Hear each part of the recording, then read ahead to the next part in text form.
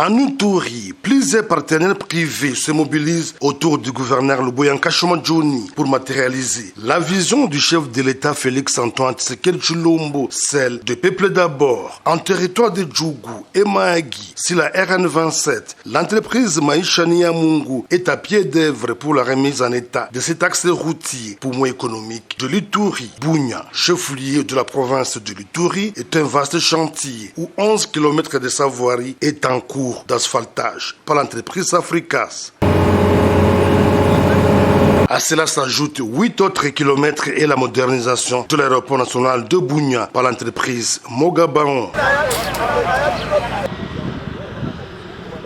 Le gouverneur militaire, le lieutenant-général Luboya Nkashomajoni, mène une élite sans merci en vue de rendre praticables tous les réseaux routiers de la province grâce à son lobbying. Sa promesse faite à la population de Mambasa lors de son itinérance, c'est la réhabilitation de l'axe routier Mambasa-Badengaïdo dans un état de dégradation très avancé sera bel et bien réhabilité par la société chinoise Kimia Mining. La parole du gouverneur est faite chère et Meteza, directeur général de cette entreprise, par le biais de son responsable local, a présenté ce week-end à l'administrateur policier de Mambasa le matériel pour le début de ses travaux. Après des passages sur cette route par Messeli et DG et Meteza, il a été constaté que la population de Mambasa souffre. Pour atteindre Badengaïdo, il faut mettre 2 à 3 jours. Des gros véhicules font des fois 1 mois, ce qui a poussé la société à réhabiliter ces tronçons routiers Mambasa-Badengaïdo. Mambasa commanda. Pour ce faire, nous avons acheté des nouvelles machines. Au nom du gouverneur militaire, le numéro 1 du territoire de Mambasa appelle la population à s'approprier ces projets, combien louables. La population doit apprécier à juste valeur cet acte et accompagner notre partenaire à bien nous aider à réhabiliter cet axe. Notons que, depuis l'avènement de l'état de siège en Ituri au mois de mai 2021, sous la bonne gouvernance du général Luboya Nkashomajoni, la province est dans une atmosphère de paix et l'espoir est permis pour la reconstruction de cette partie du pays. Tel est l'objectif recherché par le chef de l'État, Félix Antoine Tshisekedi Tshilombo.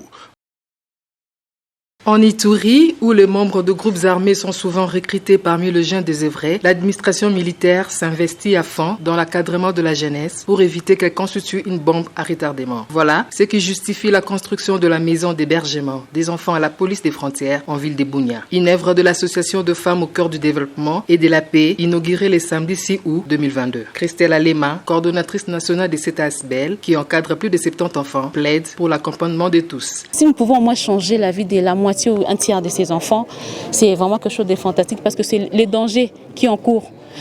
Ces dangers touchent tout le monde, toute la population de l'Ituri. Parce que ces enfants, si on ne les encadre pas, ils vont devenir comme des koulouna, des bandits, ils vont retourner là-bas en brousse, devenir des rebelles. Je veux que tout le monde puisse s'impliquer. Parce que vous êtes à la maison là-bas, vous ne pouvez pas seulement nous aider sur le plan financier. Vous avez peut-être des vêtements que chez vous, que vos enfants ne portent pas. Vous avez peut-être des uniformes, vous avez de la nourriture, vous avez des pasteurs qui peuvent venir prier pour ces enfants. Donc vous pouvez nous aider et sur le plan moral, matériel et financier. Donc il n'y a jamais eu peu pour aider. Il y a des gens qui ont des centres de formation ici. Ils peuvent aussi nous aider en disant que nous venez inscrire 5 enfants. Il y a des gens qui peuvent dire, bon, moi je prends en charge 3 ou 4 de vos enfants, par exemple en matière de santé, tout ça. Ayant présidé la dite cérémonie d'inauguration, Jeanne Alacha, conseillère du gouverneur en charge des actions sociales et affaires humanitaires, invite les différents partenaires de la province dans le secteur humanitaire à venir en aide aux enfants encadrés par cette association. Les problèmes humanitaires, il ne faut pas croire que ce sont nos partenaires que nous voyons, les grandes organisations, UNICEF, OMS, tout ça. Le premier humanitaire, quand il y a des catastrophes, ce sont les communautés. Les communautés qui contribuent à plus de 80%. Ce que nous voyons, l'aide que donnent les humanitaires, c'est même 20 à 30%. Notons que cette activité a été clôturée par des pas de danse exhibés par les enfants encadrés dans ce centre en compagnie de quelques invités présents à cette cérémonie.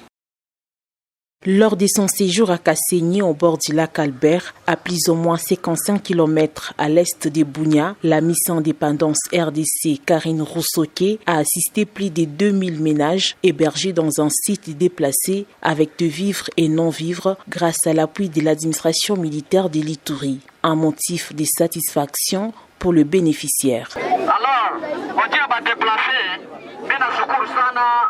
Au nom de tous les déplacés, j'ai dit merci à notre fille.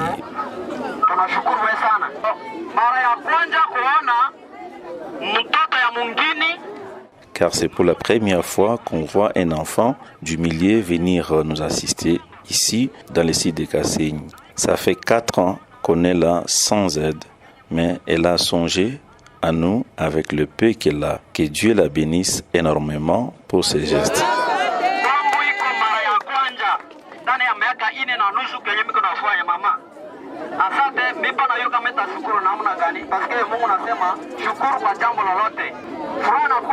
Outre les déplacés, Karine Roussoké a également remis 5 machines à coudre à l'association de filles mères de Kasenyi, une manière pour elle de contribuer à l'autonomisation de ses filles. J'ai juste amené quelques machines à coudre qui va leur permettre à s'auto-prendre à charge.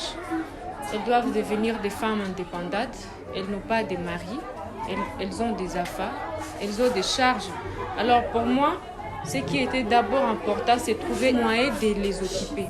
J'ai amené un peu de vivres et aussi pagne pour elles. Par ailleurs, la Miss Indépendance Karine Roussoké a félicité les forces armées sous les commandements du lieutenant-général Luboya Kashamadjoni pour la calmie sécuritaire observée dans cette partie du territoire d'Irumu, sans laquelle sa mission ne serait pas possible. Sur instruction du gouverneur militaire de l'Ituri, le lieutenant-général Luboya Kashamadjoni, le service de l'environnement, de la SNPR, des transports et voies de communication, de la 2GDIA, OCC et consorts se trouvant à l'entrée de la ville de Bunia sont désormais scellés et interdits de fonctionner.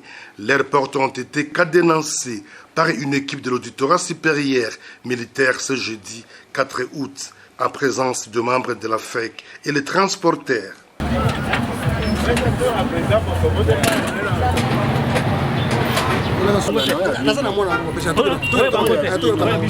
Celles, la 2GRPI, l'ANR, la 2GEM et le service de l'enseignement militaire sont autorisés à fonctionner à la barrière de Lengabo, Mouzipela et Délé, mais la perception des recettes est exclusivement réservée à la 2GRPI.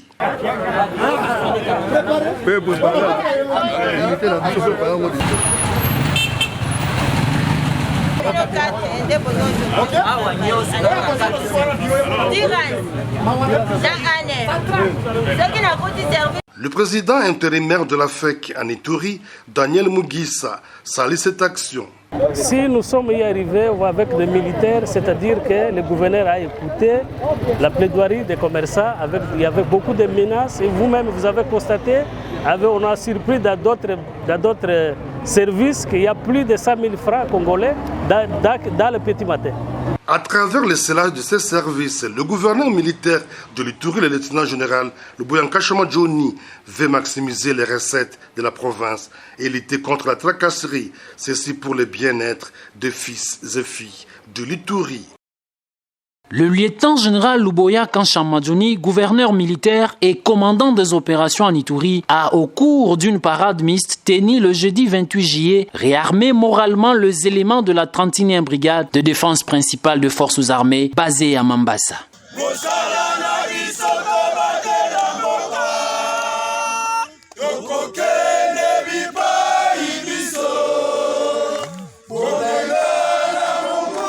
L'esprit des corps, la discipline militaire, la protection de personnes et de leurs biens ont constitué l'essentiel de son message devant ses frères d'armes.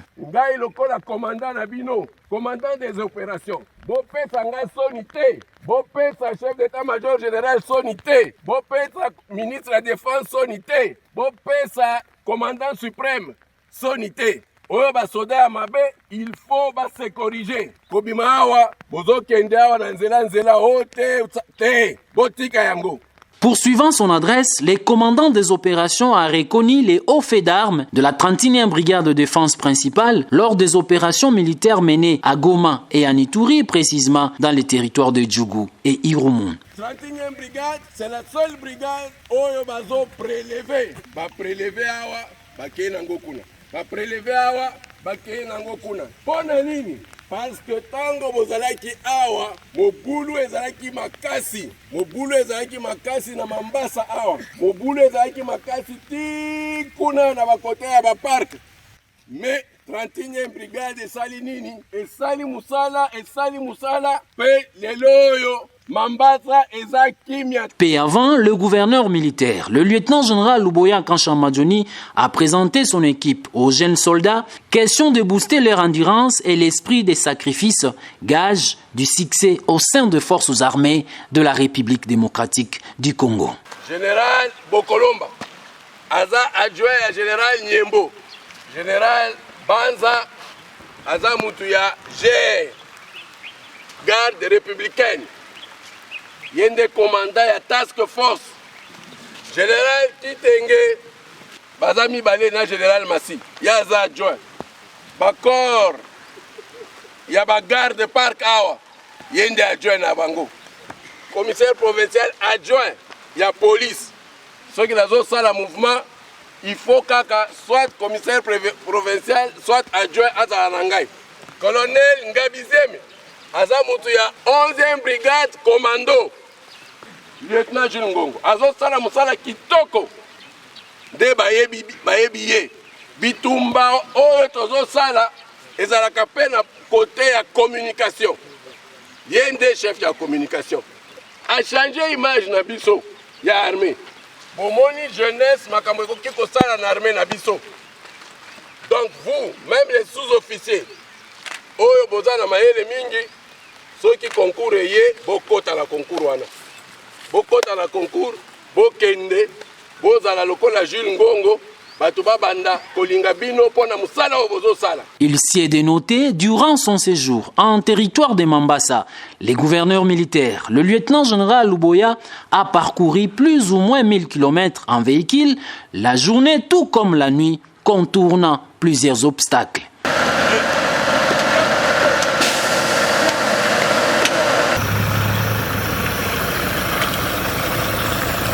De Mambasa Centre à PK51, en passant par Epulu, Badengaido et Nyanya, de PK51 à Makeke, à la limite avec le Nord Kivu, en passant par Biakato. Une mission d'itinérance sur fond de proximité, avec comme effet final recherché la restauration de l'autorité de l'État et la pacification de la province dans une approche holistique pour assurer le bien-être de ses administrés tel que prôné par le chef de l'État, Félix Tshisekedi Tshilombo, à travers sa philosophie, le peuple d'abord. Le commandant des opérations militaires en Ituri, le lieutenant-général Luboya Kanshamadjoni, déterminé à mener à bien le processus de pacification de la province. C'est dans cette optique qu'il a réuni ce mardi 2 août deux commandants de grandes unités et des régiments de forces armées pour échanger, notamment sur certaines dérives de groupes armés signataires des actes d'engagement de cessation des hostilités, affirme le général-major Peter Chirimwami, commandant de la 32e région militaire en Ituri. Il y a certains groupes armés qui n'ont pas compris l'acte d'engagement et qui parfois s'égarent, ils aillent en dehors des principes et se promènent avec les armes. L'autorité a voulu tirer l'attention des commandants que cet acte d'engagement n'est pas un libertinage, qu'il ne faudrait pas que les groupes armés se promènent comme ils veulent, ils doivent se conformer à la règle. Le troisième élément qui est aussi essentiel, l'autorité a insisté beaucoup sur les tracasseries militaires et il a beaucoup mis les points sur la discipline. Il faudrait qu'on se conforme à la règle, conformément au règlement militaire. Et tout égarément est punissable. Et donc les commandants doivent prendre leurs hommes à main pour qu'il n'y ait pas d'indiscipline. Au nom du commandant des opérations militaires en Ituri, le commandant de la 32e région militaire appelle la population à continuer de faire confiance à son armée pour lutter contre tous les auteurs de violence en Ituri. Tout message que nous donnons toujours à la population, c'est les rassurer qu'il y a une armée qui est là, qui veut à leur protection conformément à nos missions régaliennes. Nous avons donc comme mission la défense de l'intégrité du territoire et les frontières, aussi la protection de la population et leurs biens.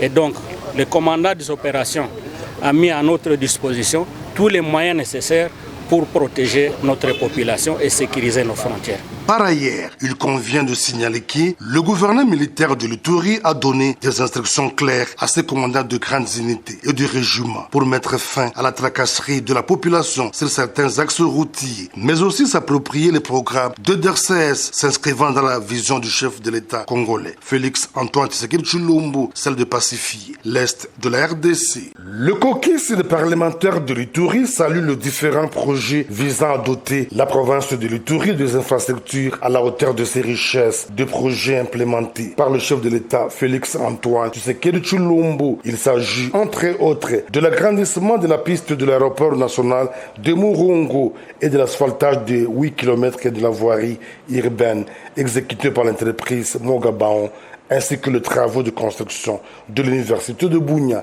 située à Tchéri. En plus de projets de 145 territoires, tous ces projets cumulés témoignent de la volonté manifeste du président de la République de développer la province de l'Ituri. Constat fait par ces élus nationaux à l'issue d'une visite guidée effectuée sur terrain. L'honorable Wilson Adirodou, point focal de l'Union sacrée à l'Assemblée nationale pour le compte de l'Ituri, plaide pour l'indemnisation des habitants se trouvant tout autour de l'aéroport national de Bunia pour la réussite de ces travaux.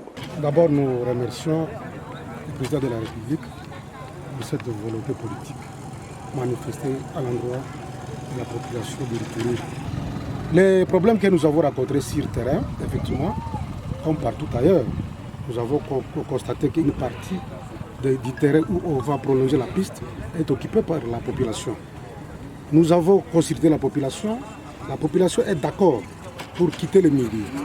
Même les biens privés se retrouvent sur un domaine public de l'État. En tout cas, on doit indemniser cette population. Même impression exprimée par le député national Raymond Tchediapataï. La population, je la félicite parce qu'elle est tout à fait disponible. La population est positive pour rallonger notre piste. La population connaît l'importance de ces travaux. La population attend seulement qu'elle soit indemnisée.